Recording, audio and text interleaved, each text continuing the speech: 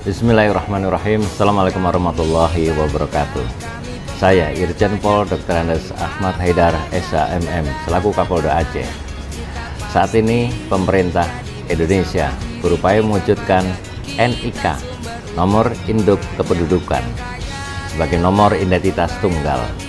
Salah satunya adalah penggunaan NIK sebagai NPWP yang berlaku serentak mulai tanggal 1 Januari 2024. Dalam hal ini, saya mengajak kepada seluruh jajaran kepolisian dan masyarakat di Provinsi Aceh untuk segera melakukan pemutakhiran NIK sebagai NPWP.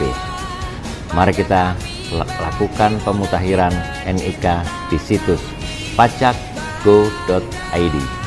Pajak kuat, Indonesia maju. Terima kasih. Wassalamualaikum warahmatullahi wabarakatuh.